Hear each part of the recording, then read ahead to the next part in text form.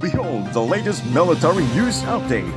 This is AFP Community News, hosted by Rofh Suzon every 12 noon, Mondays to Fridays.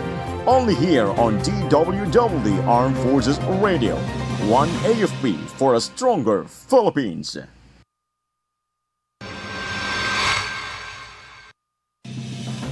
Government troops neutralized communist rebels in summer encounter.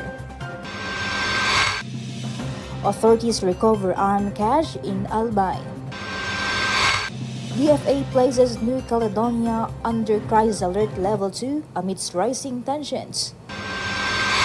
Typhoon Naghon's agricultural damage hits 81.84 million pesos.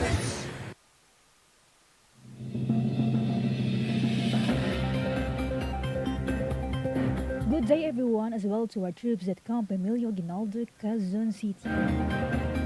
Today is Friday, May 31, and we will bring you the latest news from the armed forces and other information around the Philippines. I am Rofh Suzon for AFP Community News. DWDD Armed Forces News. And for the brief overview of our stories, a rebel died in a clash in hinterlands of Basay, Samar yesterday. According to report, troops from the 63rd Infantry Battalion encountered around 10 members of the communist terrorist group. During the encounter, the retreating rebels left behind one deceased comrade, while a wounded insurgent was captured by government forces and provided immediate medical attention. The captured rebel is now in custody for further interrogation. Additionally, the troops seized an M16 rifle and other war material from the encounter site. DWDD Armed Forces News. Police and military forces recovered armed cache in Barangay Tablon, Owa, Zalmay. Based on a tip-off from locals, they seized 10 high-powered firearms, magazines, and ammunitions. The arms believed to be buried by members of the New People's Army. According to PRO5 Regional Director Brigadier General Andre Dizon, the recovered items will be handed over for proper handling, preventing potential harm to civilians. Armed Forces Radio. Report. From First TRG, let us hear some updates from Maljoy about NOLCOM's Football Festival support speech, development and physical well-being of Baguio City's children and youth. Rofh, in a resounding display of unity and athleticism, the first football festival held at the Athletic Bowl last May 28, 2024 brought together communities in a celebration of sports and harmony. The event was organized to showcase the power of collaboration and the commitment in promoting physical fitness through sports. The success of the project was evident in the enthusiastic participation of children, teams, and schools who showcased their skills and sportsmanship on field. With lively matches and spirited cheers, the football festival fostered camaraderie and healthy competition among participants, highlighting the transformative power of sports in promoting peace and unity. Of notable significance was the enduring partnership between the local government unit of Baguio and the Northern Luzon Command, facilitated by the 1st Civil Relations Group, which provided crucial support to the city's advocacy on physical fitness through sports. This sustained collaboration exemplifies the commitment to nurturing a healthier and more vibrant community where sports serve as a catalyst for positive change. Local government unit of Baguio expressed their heartfelt appreciation for the initiative, recognizing its positive impact on the community. Through partnerships among agencies and sustained collaboration, the event was made possible, demonstrating the collective effort to promote a culture of physical activity and well-being. The football festival left a remarkable experience of unity, sportsmanship, and shared purpose. With its overwhelming success, the event has set an example for future initiatives aimed at harnessing the power of sports to build stronger, more inclusive communities. This is Meljoy Nashu reporting for AFP Community News, one AFP for stronger Philippines. Thank you so much, Meljoy. DWDD Armed Forces News. The Philippines placed New Caledonia under crisis alert level 2 or restriction phase following the declaration of a state of emergency in the territory. In line with this, the Department of Foreign Affairs urged the 200 Filipino and Filipinos of descent in the said country to remain vigilant avoid public areas, and limit non-essential movements.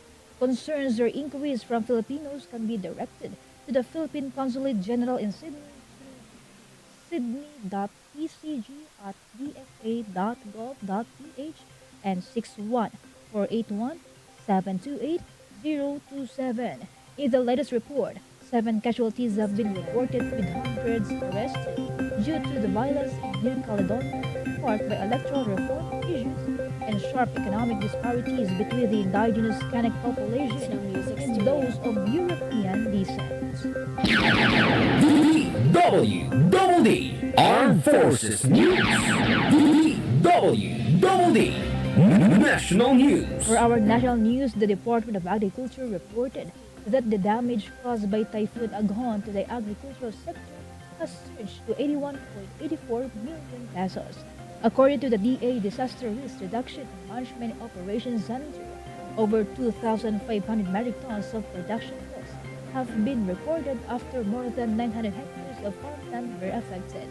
Additionally, 24,514 livestock and poultry animals have perished with damages also reported to agricultural infrastructure and Calabarzon. A total of 1,482 farmers have been affected economically by the calamity. Following this, the DA assured that it is coordinating with affected LGUs for the swift delivery of assistance to the affected farmers. Armed Forces Radio Report. For more updates, let's hear the details from Beth about 6 inspired students in Timaco Elementary School. 6th Field Artillery Deadly Accurate Battalion attended at the moving up and graduation ceremony of Timaco Elementary School in Cotabato City with the theme Kabataang Bangsamoro para sa matatag na kinabukasan ng mga Bangsamoro. 6th FAB Commanding Officer Lieutenant Colonel Erwin B. Alvesa, ERT, served as guest speaker. He expressed gratitude to the school's faculty and staff, congratulated the completers and graduates, and commended parents for their love and support. Moreover, he reminded that the ceremony is just the beginning and they need to face every challenge that lies ahead wholeheartedly to become a better student and a better person. This is Betanieta reporting for the AFP Community News, one AFP for a stronger Philippines. Thank you so much, Beth Tanyete. DWDD National News. For other development story, between 13 to 18 typhoons are expected to enter the Philippines this year. According to Pagasa Deputy Administrator for Research and Development Marcelino Villafuerte II, it indicates a decrease compared to that average of 19 to 20 typhoons per year. However, the country has already experienced one typhoon this year, Typhoon Aghon, which resulted in 7 fatalities. On Wednesday, Pag-asa officially declared the onset of the rainy season in the country. DWDD National News. The Department of Social Welfare and Development has extended 3.6 million pesos worth of aid to the victims of Typhoon Aghon. According to DSWD spokesperson Irene Domlao, the agency through its field offices already delivered assistance to residents in Calabarzon, Mimaropa, Bicol, Western Visayas, and Eastern Visayas affected by the onslaught of the typhoon. Dumla reported that the typhoon has inflicted damage to about 36,549 families, consisting of 128,511 individuals from 773 barangays in several parts of Luzon and Visayas. Moreover, the officials said about 652 families, or 2,321 people, are taking temporary shelter in 57 evacuation centers set up in the National Capital Region in Calabarzon. Armed Forces Radio Report. While the other line of the year, some updates from Jimboy about 4th IB marks its 51st anniversary. The 14th Infantry Avenger Battalion of the Philippine Army, led by Lieutenant Colonel Edgar A. Cabia, conducted a program commemorating the unit 51st anniversary at their headquarters in Barangay Ugis, Leyte. With the theme 51 years of excellence amid challenges. The event was attended by key persons and other officials. It also highlighted the excellence of soldiers in their duties. Moreover, Lieutenant Colonel Gabia expressed gratitude to the local chief executive and government agencies for their continuous support to the 14th IB, enabling the unit to uphold service and maintain peace and development in its area of operation. This is Jimboy reporting for AFP Community News. One AFP, a stronger Philippines. Thank you so much, Jimboy. DWDD National News. Leaders of the House of Representatives encouraged the Senate to listen to the voice of the people on the passage of the proposed amendments to the economic provisions of the 1987 Constitution.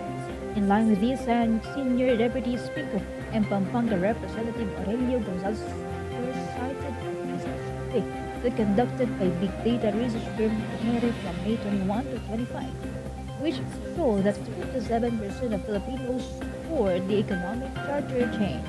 Gonzalez stressed that the new Senate President Francis Escudero should do what his predecessor failed to do, and they should do it as soon as possible. Last March, the House passed resolution of both houses number 7, its version of economic chacha, while its counterpart RBH number 6 is still pending in the Senate. DWDD National News. The Department of Justice said that President Ferdinand Marcos Jr. will move to put an end to the illegal selling of babies online. According to DOJ spokesperson Nico Clavano, the agency is coordinating with the Office of the President to address the said issue. Clavano emphasized the need for a whole-of-nation approach that includes the private sector, communities, civil society, and social media platforms to combat the sale and illegal adoption of children. Furthermore, he appealed to the public to report such illegal activities to the authorities. Armed Forces Radio Report. From Solcom, let us hear some updates from Ali about 903rd Brigade supports barangay newly elected officials program in Sorsogon. The 903rd Infantry Patriot Brigade, under the leadership of Brigadier General Jose Ricky Ilaniog, Philippine Army, participated in the Barangay Newly Elected Officials Program, Provincial Evaluation Cum Interfacing of DILG Sorsogon with local chief executives and Sorsogon Multi-Stakeholder Advisory Council on May 24, 2024 at Cloverleaf Place, El Retiro Road, Cabinan, Sorsogon City, Sorsogon. The activity aims to present the provincial assessment of the implementation of the BINEO program and facilitate the exchange of knowledge and information among DILG Sorsogon, local chief executives, local planning and development coordinators, and members of the Sorsogon MSAC on essential aspect of governance for effective local administration. This is Ali reporting for AFP Community News, one AFP for stronger Philippines. Thank you so much, Ali. DWDD National News. Our time is already 12:13 in the afternoon and you are still tuning at AFP Radio DWDD Facebook page. And for our announcement, join us in celebrating the 126th Philippine Independence Day with music, song, and dance, featuring bands and performers from various uniformed services. Witness a showcase of talent in music, singing, and dancing from the modern-day heroes. Let us come together to honor the Filipinos who fought for the nation's independence at Musicalayan 2024 on June 7th, live at the Rizal Park Open Auditorium. See you there. DWDD National News. Moving on to the another story, the Department of Social Welfare and Development called to the Congress to pass the bill which seeks the institutionalization of the community-driven development program through the Kapit-BC Laban sa Kahirapan Comprehensive and Integrated Delivery of Social Services. It can be recalled that the version of the CDD bill was filed during the 18th Congress in September 2019, while the second and third were refiled in the 19th Congress in 2022 and 2023. Kalahi CIDSS National Program Manager Bernadette Mapuwe Joaquin said that the three versions are subject to first public hearing at the committee level. Of all the flagship programs of DSWD, only the Pantawid Pamilya Pilipino program was institutionalized in 2019 through Republic Act 11310. DWDD National News. The Department of Environment and Natural Resources is set to increase the water allocation for irrigation to support the rice contract farming program of the National Irrigation Administration. According to DENR Undersecretary Carlos Primo David, from 3 cubic meters per second, the agency will increase the water allocation for irrigation from Angat Dam to 6 centimeters from June to July. David said the DENR made the move as farmers prepare for the contract growing period that will begin in June. The rice contract farming is a government program which has the goal of accelerating and sustaining quality rice production to attain the rice sufficiency and security by providing necessary agricultural inputs and capital to farmers. Armed Forces Radio Report. Now let us hear from reported on the ground for more updates about MBLT-10 participates in mass registration in Lalo, Cagayan. Go on for details, Mark. Good afternoon, Rofh. Marine Battalion Landing Team 10 personnel participated in a mass registration and transfer of voting records at the Comelec office in Lalo, Cagayan. This initiative aims not only to enable service members to exercise their voting rights, but also to emphasize their integration into the local community. The events highlight the commitment of the Marines to civic engagement and highlight their roles as active member of Lalo, Cagayan. Currently, the registration process is ongoing with the next registration scheduled for July or August for personnel assigned to remote areas and those currently on vacation. This is Mars reporting for AFP Community News, one AFP for stronger Philippines. Thank you so much, Mars. DWDD National News. The Commission on Human Rights urged the Bureau of Corrections to improve health measures in prison facilities. The CHR made the appeal after the detection of 400 suspected tuberculosis cases among persons deprived of liberty at the Pasay City Jail based on their X-ray results. According to the human rights body, the situation needs urgent action as the disease may spread both within the prison population and to the broader community. As of this moment, the concerned PDLs are being isolated for conclusive testing. DWDD National The News. Civil Service Commission is encouraging the civil servants to enroll in its online learning and development programs to improve their skills and competencies. CSC Chairperson Carlo Nograses highlighted that it is important for civil servants to continuously update their knowledge and skills to keep pace with new advancements. He also shared the Commission, through the Civil Service Institute, offers various courses in human resource and organizational development that aim to help government workers to become effective public servants who are the foundation of a strong bureaucracy. He added that the said programs are designed to address the evolving needs of the public service, ensuring that civil servants are well equipped to meet the contemporary challenges. Armed Forces Radio Report. Let us hear more update outside our station. Let us hear from Mike about first CRG CRS AFP Spearheads Football Festival in Baguio City. Yes, Rofh, good afternoon. Per Civil Relations Group, Civil Relations Service Armed Forces of the Philippines, along with Regional Mobile Force Battalion, 15th Spearhead Football Festival in Baguio City. It promotes the values of fair play, respect, and camaraderie. This event transcends the football field, developing dialogue and cultural exchange among participants, with teams showcasing their skills and teamwork. The festival exemplified the transformative potential of unity, emphasizing the positive impact of collaboration and understanding. Beyond the competitive matches, the event forged lasting memories and connection, illustrating the unifying power of sports in bringing communities together. This is Mike reporting for AFP Community News, one AFP for a stronger Philippines. Thank you Yes, so much, Rofh, Mike. the General Assembly Madayawi DWDD National News. The Department of Agriculture Bureau of Plant Industry